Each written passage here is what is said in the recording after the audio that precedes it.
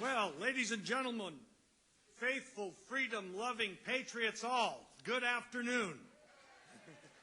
It's great to be with all of you all, and I am going to talk about faith and freedom and these great principles that go together. But first, I want to thank Steve Martin, Senator Steve Martin, for his very kind introduction and his steady, loyal friendship and through many years, through several decades. In fact, Steve, I know he's back there now, but Steve has been a true, trusted conservative leader in Virginia on so many of those efforts that he was talking about that we got done while I was governor. We had a Democrat majority in the House and the Senate, but Steve just stood there strong for these ideas. He was essential in the welfare reforms that we passed, Learn Fair. When we passed the true parental notification bill where parents would be involved if their young unwed daughter was contemplating abortion, Steve was just a great ally.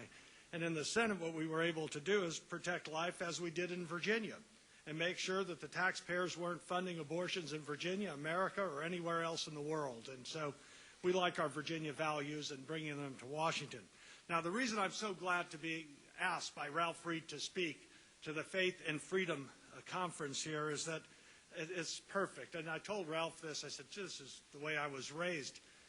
And I'll explain that more. But then he said earlier today, he said he was looking at this conference as like an NFL mini camp. And I said, oh, great, perfect.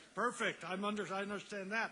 Because growing up in the Allen family, our parents would impress upon us on the importance of the 4 F's in life: family, faith, freedom, and football. Not necessarily in that order. However, I'm going to say how these really do apply, though. As far as in a football family, family does matter a great deal. It's the only constant, cohesive unit in the coaching profession because you're going from job to job and place to place. And our parents would always tell the Allen kids, there's nothing more important than family, and that is so true. And you learn some of those later in life. It didn't make sense when you're a kid, maybe. The concept and the importance of faith was inculcated into our lives with grace before every supper and prayers before and after every game on all the teams that my father coached. And indeed, my father had the first chaplain in the NFL, Tom Skinner. The concept of freedom was most impressed upon us by my mother.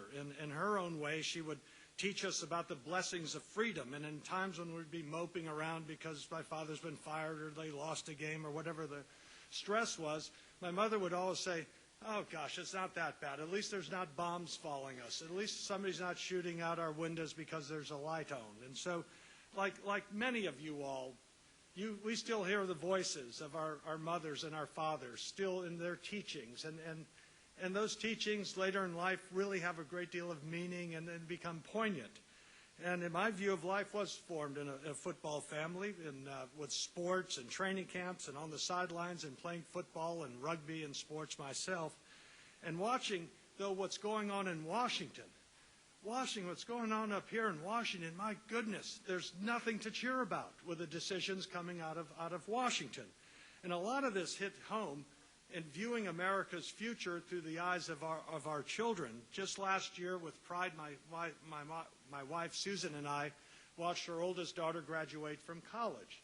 And she started her career, or at least hoped to start her career, finding a job. And it took a while. And it took a while for a lot of her friends as well. Some had to move back home, which is a real tough thing for students after 4 years of independence.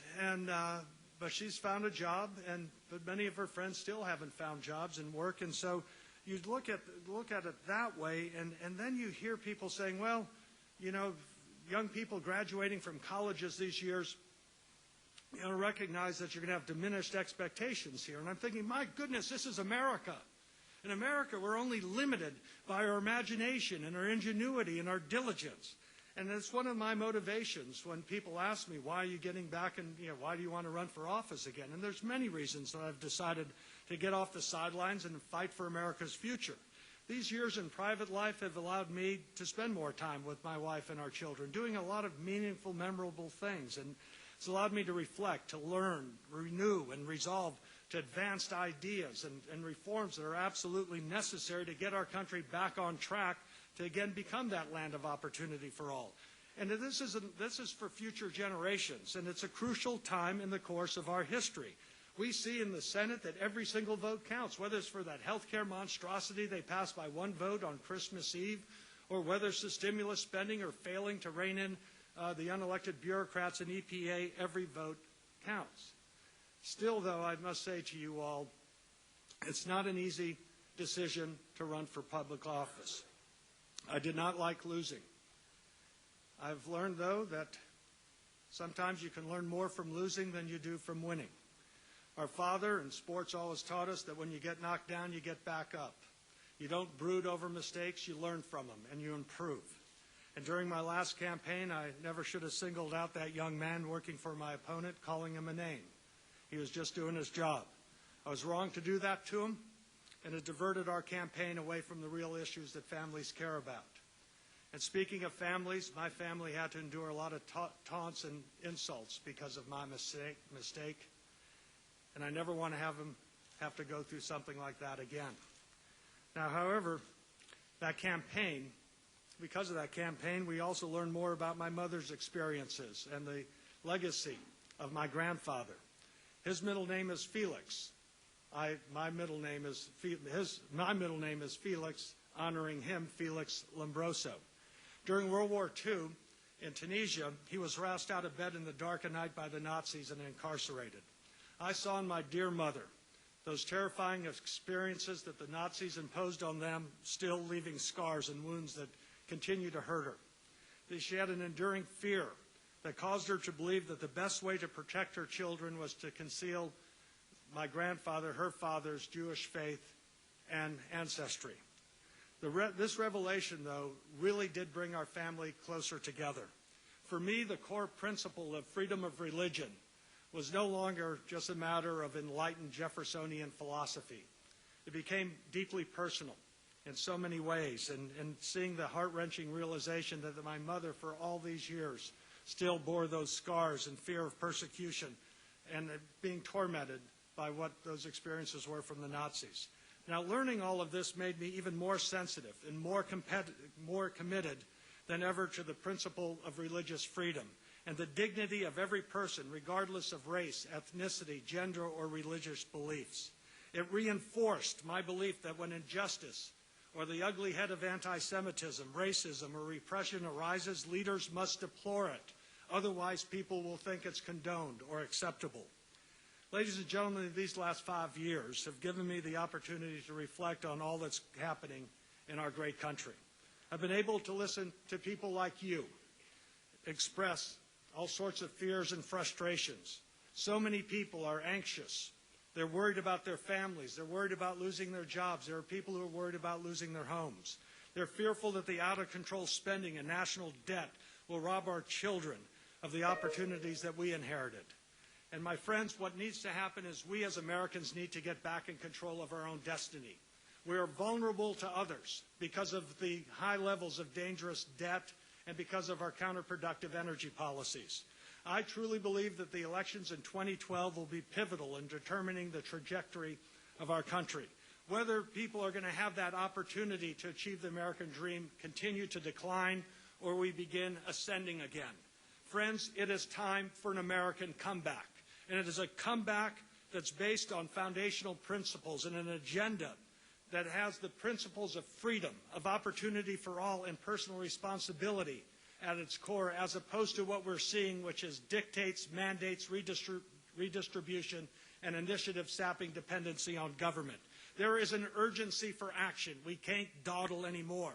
First, what we need to do, team, we need to rein in this overreaching, overspending federal government. We need to be trusting the people in the states. The 10th Amendment still exists. And I trust the people in the states rather than... Good. We trust the people in the states rather than these sanctimonious social engineers and liberals in Washington and their judges who invent the law and ignore us, we, the people. Second, we need to make our country, our America, more competitive for investment and jobs by reducing the high taxes on job-creating businesses. And we also need to regulate the unelected bureaucracy and the regular because they're stifling our innovation. Third, team, what we need to do if we're serious about saving families money creating jobs, national security, and reducing our dependency on foreign oil, we need to unleash our American energy resources and creativity.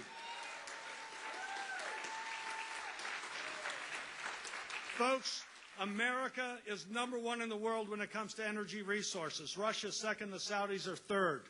We need to start looking at these resources as a blessing, not as a curse.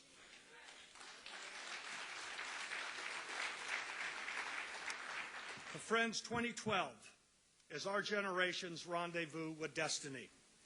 Faithful freedom lovers, we need to smile. Smile as we advance our principled ideas and reforms. Smile because what we are doing is what we're helping our fellow Americans have that opportunity to pursue and achieve their dreams.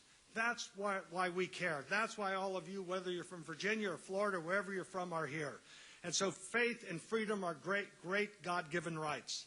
And I hope and pray that America will continue to be blessed with people of your character, and let us all resolve here and now that we will always stand strong for families, faith, and freedom. Thank you all. On to victory for America's greater and more bountiful future.